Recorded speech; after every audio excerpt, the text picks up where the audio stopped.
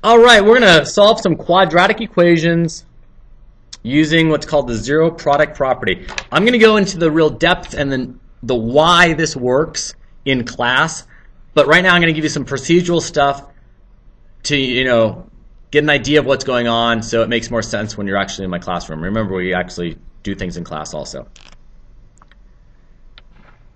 So here's the procedures. Split into two mini equations. Set equal to 0 and solve it. And here's what you're really finding. What this whole process does is you are finding the x-intercepts.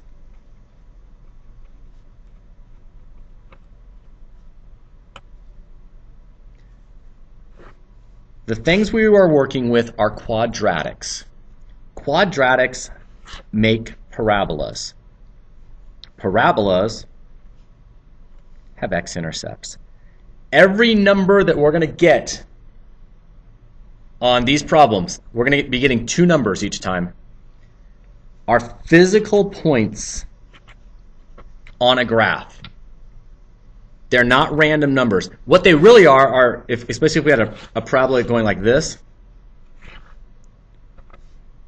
we're finding a starting point and an ending point of a trajectory. That's what we're finding. When we're solving these problems, we're finding the starting point and the ending point of a trajectory. That's what we're doing. They're physical points on a graph. They're not random numbers that have no meaning to us. They are physical points on these parabolas. Okay? You're going to like this stuff. It's good stuff.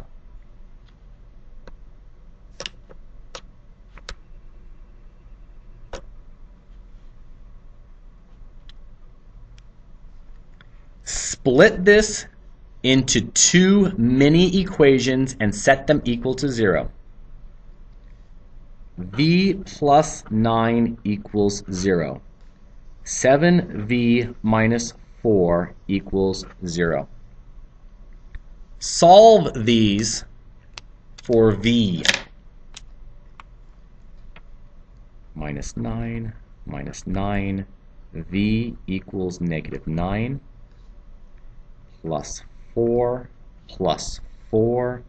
7v equals 4, dividing by 7, v equals 4/7. Those are your solutions. These are physical points where the graph crosses the x-axis. I'm going to do it. This is not going to be great, but here we go. Right, this is at negative 9 and 4/7. This is what you have just found.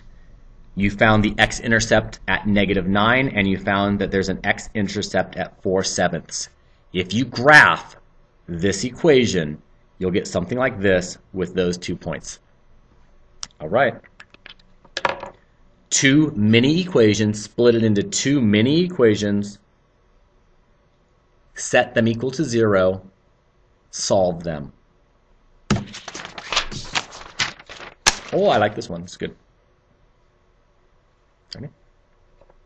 Set it, split into two mini equations. So I have s equals 0, s plus 8 equals 0.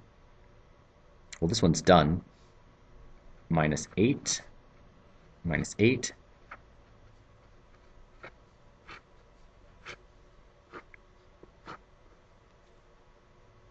What would this look like? Negative 8 and 0. You're looking at a parabola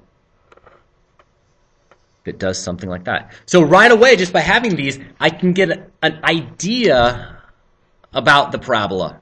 So that's nice. Quickly, I can kind of have an idea of what this parabola is doing. Let's try one final one. Two mini equations. 6s plus 5 equals 0. s minus 2 equals 0. All right. Minus 5, 6s equals negative 5. Dividing by 6, s equals negative 5 sixths. Plus 2, s equals 2. And once again, these are physical points on the graph where the parabola is crossing the x-axis.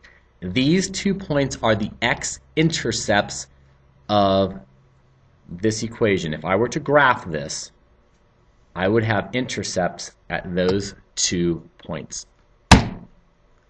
All right. We'll talk more about this in class. Go into some more depth. This is just like the preview of what's really going to happen. All right. Thank you for watching. Bye-bye.